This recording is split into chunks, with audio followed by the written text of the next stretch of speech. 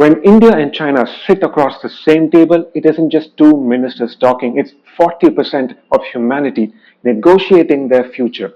Let's break down the subtext that went down when Chinese Foreign Minister Wang met our External Affairs Minister Jaishankar in New Delhi recently. This wasn't just any meeting. This was the warm-up act before Modi heads to the SCEO summit in Tianjin. Every word, every phrase was deliberate. Let's break that down a little bit. Jaishankar called for candid and constructive talks. Translation: we're not glossing over our problems. Yes, growth matters, but not at the cost of forgetting Galwan. That's India's red line, drawn again for Beijing and underlined for the domestic audience. Then came the buzzwords: fair, balanced, and multipolar order. That's diplomatic code for we're done with the US dominated world order. But Jaishankar also slipped in another little twist: multipolar Asia. The subtext there is that even in Asia, there won't be one pole called China. Japan, ASEAN, Australia, and yes, India are all firmly in the game. Beijing might dream of a one pole Asia. Delhi just reminded them that's not happening. China brought in its favorite word, rejuvenation. India played along because both countries see themselves not as new powers but old civilizations returning to the global stage, kinda like our homecoming. This isn't about fitting into a Western made world order, it's about flipping that narrative. But is this real cooperation or just a photo op to make Washington jealous? That's the $1 trillion question. With Trump's America turning inward, tariffs, isolationism, the whole works. India and China are testing whether a cold peace is possible.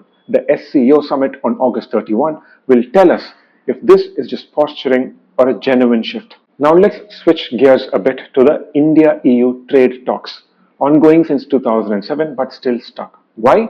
Because both sides want market access but on their own terms.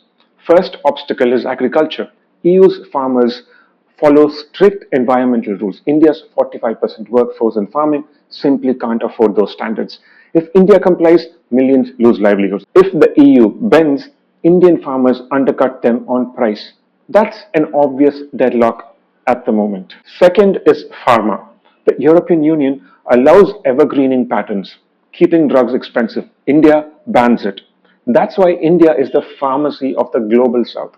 Germany, France, and all of the West hate it.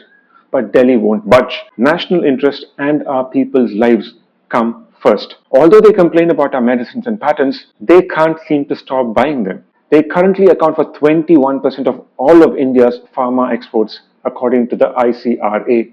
Third is visas and people movement. India wants easier access for its doctors, nurses, and professionals. The EU is nervous about letting in talent from a country with 3 times its population. This could prove to be politically explosive.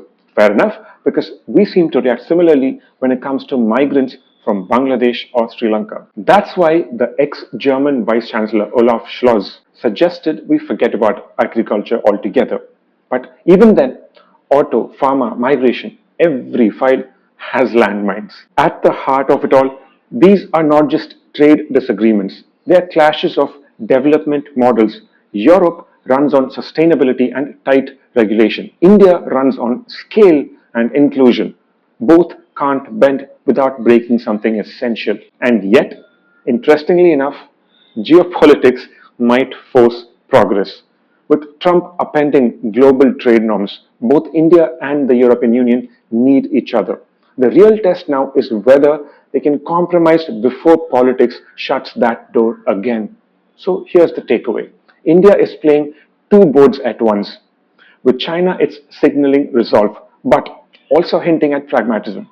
With Europe, it's bargaining for the future of its farmers, pharma, and professionals. The diplomatic subtext in all of this is that India doesn't want to be a pawn in anyone's game.